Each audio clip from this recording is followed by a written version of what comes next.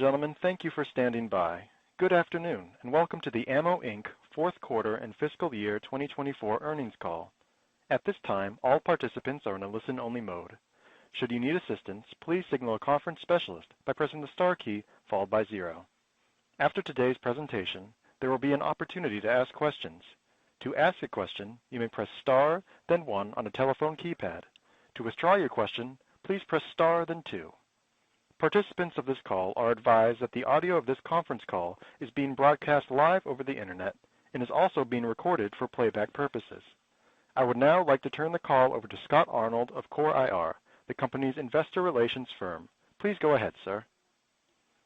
Good afternoon, and thank you for participating in today's conference call. Joining me from AMMO's leadership team are Fred Wagenhals, Executive Chairman, Jared Smith, Chief Executive Officer, and Rob Wiley, Chief Financial Officer. During this call, management will be making forward-looking statements, including statements that address AMMO's expectations for future performance or operational results. Forward-looking statements involve risks and other factors that may cause actual results to differ materially from those statements.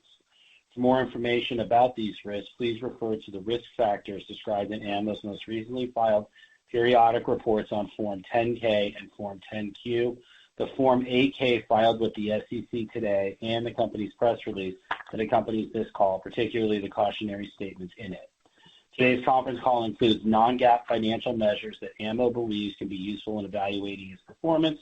You should not consider this additional information in isolation or as a substitute for results prepared in accordance with GAAP. For a reconciliation of this non-GAAP financial measure to net loss, its most directly comparable GAAP financial measure, please see the reconciliation table located in the company's earnings press release. The content of this call contains time-sensitive information that is accurate only as of today, June 13th, 2024. Except as required by law, AMMO disclaims any obligation to publicly update or revise any information to reflect events or circumstances that occur after this call. It is now my pleasure to turn the call over to AMMO's Chief Executive Officer, Jared Smith. Good afternoon, everyone. Thank you for joining us for our fourth quarter and fiscal year 2024 earnings call. When I joined AMMO at the beginning of last year, we undertook a number of major initiatives to improve profitability and growth. This past fiscal year has provided several unforeseen challenges, but we remain confident in the changes we are making at both GunBroker and at our ammunition manufacturing facility in Wisconsin. We continued to make progress in our fiscal fourth quarter and ended the fiscal year with a strong pipeline for ammunition and casing sales while accelerated our build-out of GunBroker's capabilities. Sales increased sequentially for AMMO Inc. despite a softening market as reported by other publicly traded competitors in this space. We have started to execute on the strongest development roadmap for GunBroker in its 25-year history and continue to bring on additional capacity at our plant as we begin delivery on our open orders and contractual commitments. AMMO is at a pivotal point as we start our 2025 fiscal year. We have changed the trajectory of the business in these past 12 months and continue to optimize the business onto a path toward building shareholder value. We have reduced our working inventory and generated $32.6 million in cash from operations, increasing our cash balances by $16 million in the fiscal year. We have established a credit line of $20 million with Sunflower Bank, reduced working capital needs, paid down $3.6 million in debt, and delivered adjusted EBITDA margins of 10.6%. As we sit here in June, we have never been more poised for success. I will now go into detail on our execution and our positioning for the future. Let me first speak to our progress at GunBroker. As we start to stretch our marketplace legs, we are finding new opportunities to empower our sellers on the platform to bundle accessories in contrast to the singular transaction firearm business of the past. I would also like to highlight a few recent additional enhancements to GunBroker made by our dedicated team. We've taken an aggressive customer acquisition approach and launched over 200 different persona lifestyle campaigns where customers can choose their passion and be transported into a shopping experience specific to the user's selection. Just last week, we launched our new Collectors Elite site, which is focused on catering to serious sellers and collectors by curating a premium experience without the hefty fees seen at other luxury firearm auctions. Most importantly, we signed with Gearfire Capital, which will enable GunBroker to extend its offerings to include consumer financing solutions tailored specifically for the firearms industry, making it easier for buyers to purchase the products they need and want. We've never had a roadmap and delivery plan as aggressive as the team is delivering today. In the coming months, we'll be adding shipping solutions, cross-selling enhancements specific to searched items, and we'll be adding the tools and category algorithms to facilitate the growing sales of firearm accessories. In combination, we believe these will provide the largest platform for shooting enthusiasts to determine market value and do comparison shopping across the largest marketplace for firearms and accessories in the industry. GunBroker continues to be the premier marketplace for outdoor enthusiasts, connecting buyers and sellers around a community of passionate users, collectors, and professionals. This has played out as we've added new metrics for customer satisfaction and ensuring our internal metrics are in line with market expectations.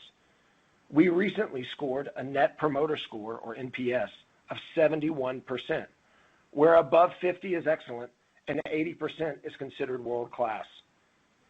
It is independent metrics like these that demonstrate how closely our community and our leadership team work in unison. GunBroker is evolving into a community where not just products, but expertise and experiences can be shared. This is our future, and it will chart how we will continue to drive shareholder returns for years to come. Now for an update on ammo.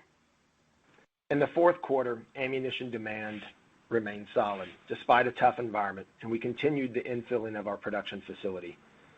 We brought in-house tooling design and manufacturing and set new drawing equipment on the floor for our 50 caliber production line necessary to start on our contract with Zero Delta.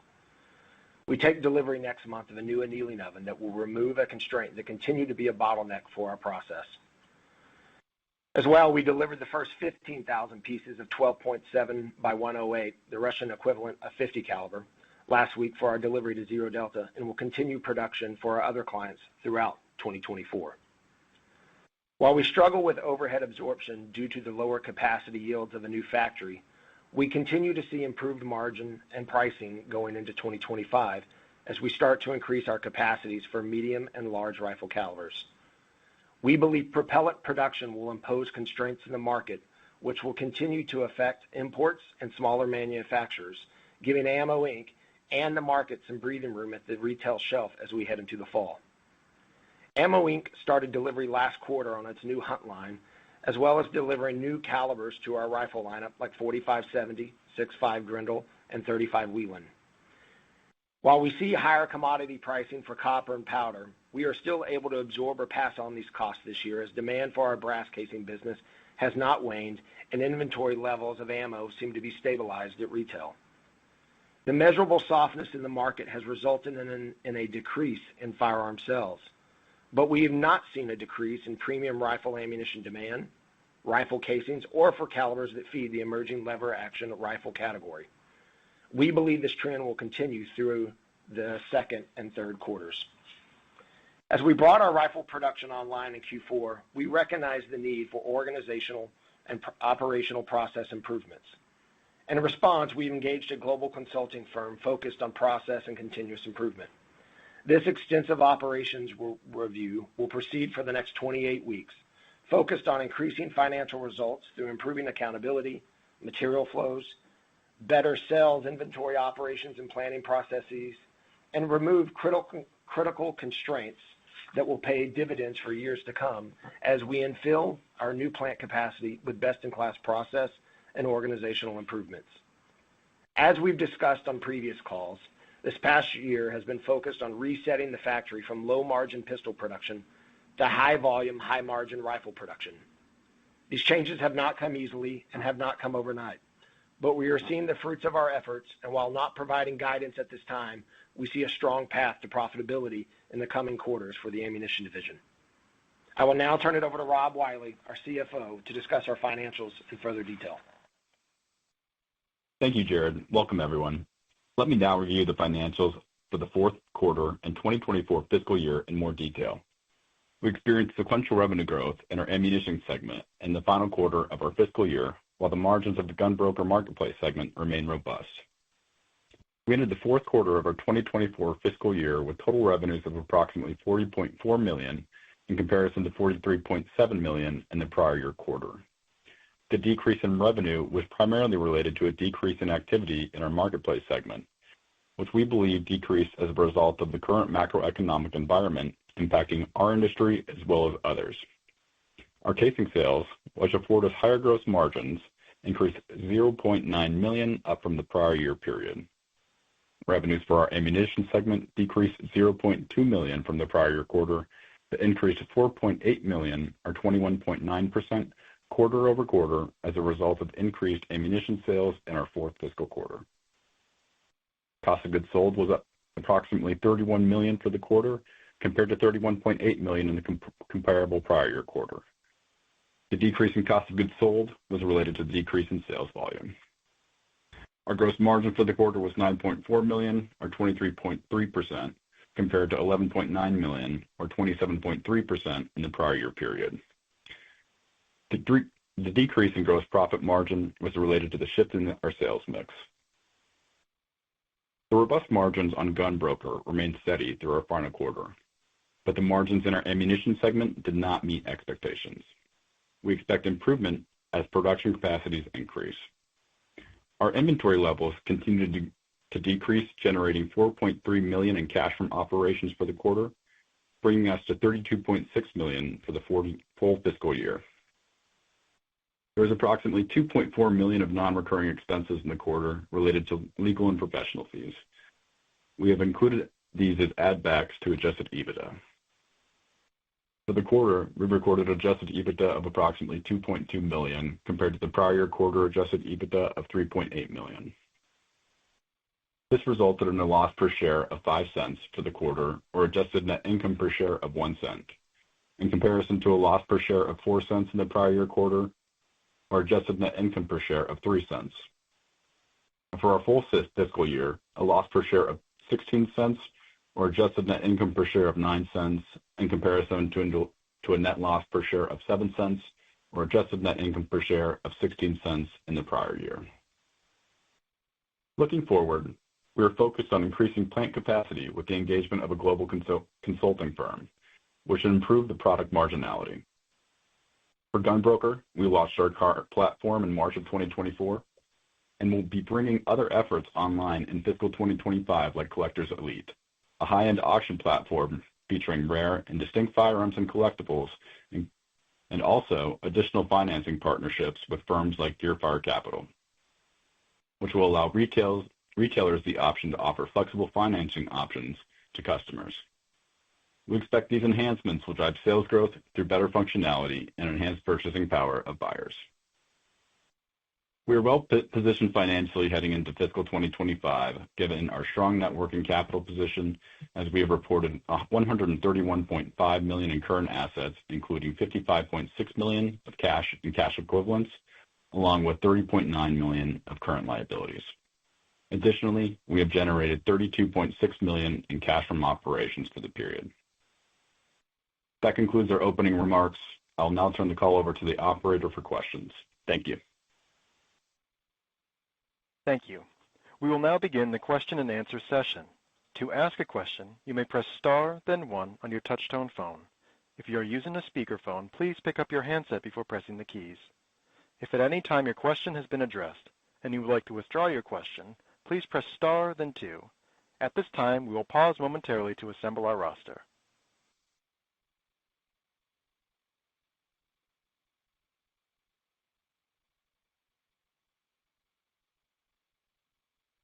The first question comes from Matt Koranda with Roth Capital. Please go ahead. Hey guys, good afternoon. Just wondered if you could maybe unpack a little bit more for us what the consulting firm is helping you sort out in terms of production, any specific issues, just any help in terms of how that's going to ramp up casings utilization and capacity this coming fiscal year? Absolutely, Matt. Great question. This engagement is a 30-plus week around-the-clock engagement where we are looking at material flows, setup of the equipment, making sure that handoffs between shifts are coordinated, that Documentation is signed off that we're producing the part that we're supposed to be producing and that all the technical specs are in place. There is not a single part of the factory that is not being reviewed, including our SIOP process for sales, inventory, and operational planning. Matt, I would love to say, to be specific to one area, but it is a universal lift of the factory where no stone will go unturned. Okay, and then just implications for how we should think about gross margins in the ammo business. And I guess maybe if you could, just because it's hard to parse out, at least at the end of the year here, what were gross margins in the ammo manufacturing side, including casings, during the fourth quarter? Rob, I don't know if you have that information at hand, but Matt, I'm going to answer part of the question. Is this engagement with this firm is really focused at rifle case production, just due to the massive amount of material flow that we've got to get through the factory. That's where we put the entire focus. But Rob, if you can speak to the margins, that'd be great.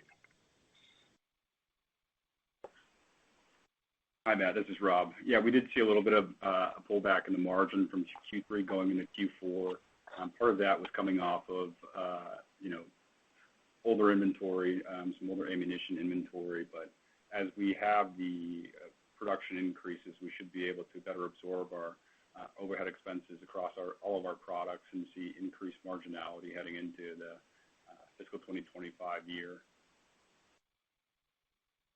Okay, got it. And then just one more on the ammo side, and then I wanted to ask one on Gunbroker. But on the ammo side, curious what's going on with casing. So, like, the goal is, I guess, to increase utilization with one new business on that side of the house.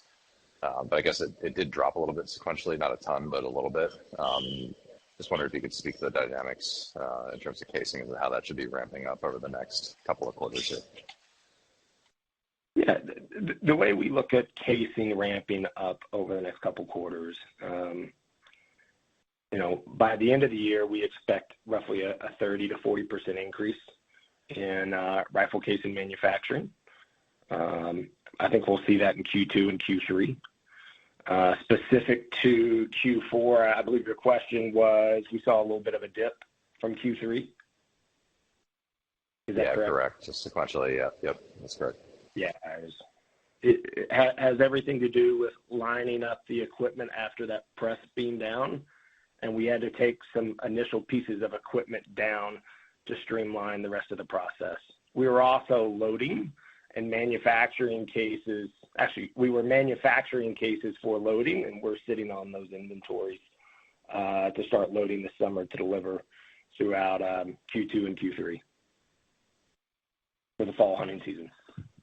Okay. All right. Gotcha. Understood. And then just on the marketplace, wanted to see if there's any way that you guys could quantify any of the lift that you got within the quarter from implementing payments and getting the carding initiative up and running. I know we're only got a very short period within the fourth quarter where we got the benefit of that, but just any early learnings on that front that you saw in terms of attach rate to carding, in terms of transaction value, whatever metrics you want to provide on that front. And then just on the financing initiative, maybe if you could, any early learnings on that? Have we fully rolled that out? And is there like a take rate metric you could provide around that? Sure. We've not rolled it out. We just signed the agreement. This is an agreement that we'll be executing on in Q2, Q3 as well. There's still quite a bit of development work that has to take place for that financing solution to come online. If we looked at what we learned from launching the cart in Q4, we saw early adoption. We saw a slightly higher value cart value, but the quarter was so short and it was so new that, in a lot of rollouts and developments, you actually see a dip. We didn't see that dip, so we felt like a flat line was actually a positive result. Since then, we have seen an increase in our take rate and our final value fees across the platform as we've adjusted those, as discussed in the prior quarter. Okay, very helpful, guys. I'll leave it there. Thank you. Absolutely. Thank you, Matt. The next question comes from Mark Smith with Lake Street. Please go ahead. Hi, guys. I wanted to dig through the margins just a little bit more here, and feel free to speak broadly on it if you don't have the numbers in front of you. But maybe first, was there any pressure as we think about ammo margins? Primarily on casings. Is that where you saw some inventory issues, or is it more so on kind of loaded ammo? And then just Jared, as we look out, input costs coming in primarily on loaded ammo, anywhere where you're seeing pressure. I know you called out propellant here a little bit ago in the call, but anywhere where you're seeing pressure and things that maybe pressure margin going forward. All right, I'm going to break the question down in a few parts. From an ammo perspective, we believe our inventory position is strong. We do not have an inventory problem with casings. The inventory that we have is a lack of rifle inventory just because our production capacity has not come on as fast as anybody would like. And that was really why we've engaged Brooks to engage and increase this consulting firm to engage and increase that output. From a margin perspective across our portfolio, the bright shining spots are things like 50 cal and deliveries that we're making internationally throughout this quarter and last. The other bright spot is, pretty much anything touching a rifle in the hunting space still seems to be a much stronger portfolio play than playing in, high volume 9mm. As we're sitting here in an election year, I think everybody thought there might have been a little bit more reprieve, but 9mm still was pretty ubiquitous and pricing's tough. The margins have been tough. The market's tough due to discretionary spending by the consumer. So we felt like we had a strong quarter finishing out Q4 with sales increasing over Q3. We're going into a little bit of the typical summer slump of this industry, but things are still holding strong, and certainly as more and more capacity comes online. Does that answer your question, Mark? Yeah, I think so. Just the last part, though, anything as you think about input costs, where you think maybe we'll continue to see pressure going forward? Yeah, there's been massive pressure on copper, and there's been some erratic speculation out there on where copper is going to go. Some people were saying it was going to double. It's pulled back. We believe in most of our long-term contracts, we work in a metals price so that we can absorb those costs or at least push them on downstream. Propellant is still going to be and will continue to be an issue going forward. We feel very strongly about our propellant supply and our position in the market. But for the rest of the industry, the pricing power and specialty propellants that are what I'd call it not mainstream will continue to have an effect on this market. Okay. Next question for me was just around Zero Delta. Just any additional update that you can give there, or maybe even kind of review on how things are going. And I know it's early on kind of delivering some of that ammo. Any updates you can give us would be great. Yeah, I mean, the Zero Delta contract, when the company first made the acquisition of Jagemann, the 50 cal line was paramount, and we now have the line up and running, and we're streamlining that process. We're starting to make deliveries. Our QC process is improving every day. We're super excited on the large rifle front. As we've said in the past, there's not a lack of demand out there for rifle casings, and we get new requests all the time. Our biggest issue really comes down to just pure execution and streamlining our processes to get maximum output. Excellent. Thank you. Thank you, Mark. This concludes our question and answer session. I would like to turn the conference back over to Jared Smith for any closing remarks. Absolutely. I want to thank everyone for participating on today's call and for your interest in Ammo Inc. We look forward to sharing our ongoing progress when we report our fiscal first quarter 2025 results in August. Thanks, and have a great day. The conference is now concluded. Thank you for attending today's presentation. You may now disconnect.